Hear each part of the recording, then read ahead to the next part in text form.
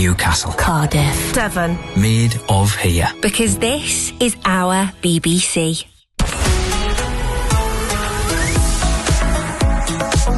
Hey, morning, it's Neil. So it's just coming up to 7:21. So it's Mental Health Awareness Month, and I was telling you about, I spotted this story about an amazing young person making a difference, from studying in Cornwall to then turtle conservation overseas to helping young people overcome anxiety and low mood. Now, I think it's fair to say our next guest journey has taken quite a few different turns along the way, and I wanted to find out more. So let's speak to Georgia Mutton.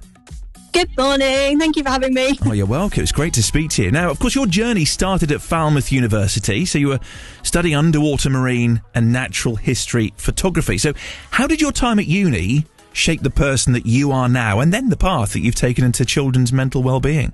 Oh, that is a good question. So I went to uni feeling very much like I didn't really know what I wanted to do, and I loved photography and I loved nature, so I thought, why not go do a degree in that? And it was an absolutely incredible time. I ended up getting into a turtle conservation project that I did for 3 summers, which was amazing, but life had other plans for me, and I actually went on something called a discipleship training school with YWAM, which is Youth with a Mission.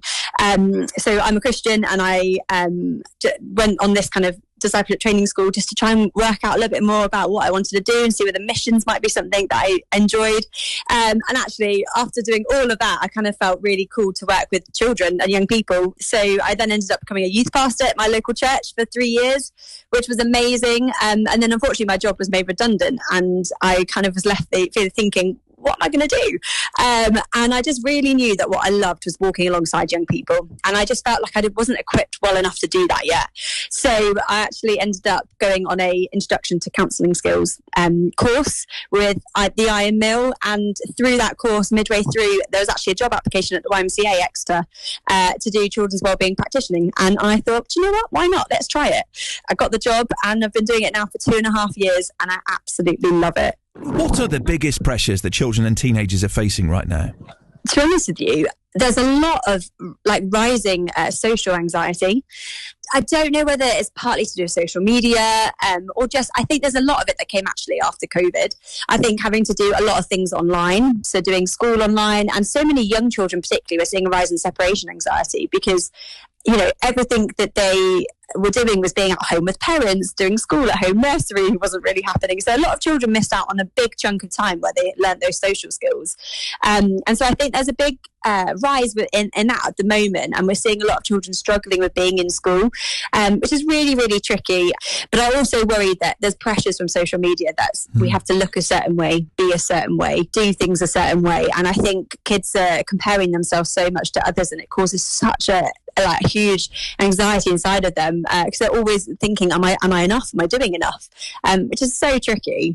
I was fascinated by the idea of worry time and the worry jar. So can you explain a little bit more about this? Because this is something that maybe parents or carers could try at home, today if their child is struggling with any anxious thoughts.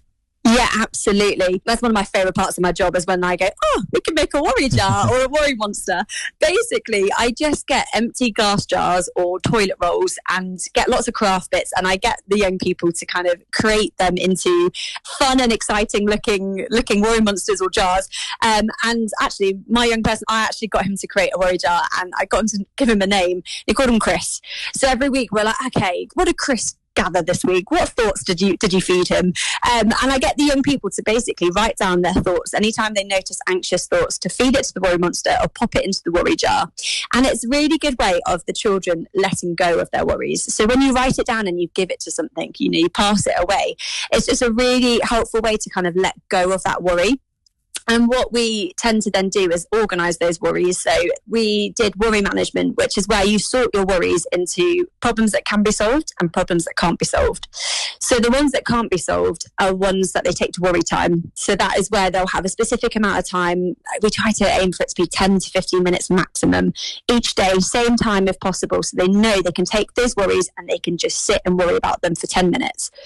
And then we try to get them to do like a calming technique before they then carry on going about the rest of their day. Learning to feed your worries into that jar or to that worry monster enables you to pause and not think about them, carry on the rest of your day, and then you can take them back out and sit and worry about them at a specific time, which is a really helpful skill, and I really encourage parents to do that for any children. It just helps them to learn to just pause and go, okay, I'm not going to let that stop me from doing what I want to do right now. I'll come back to that worry.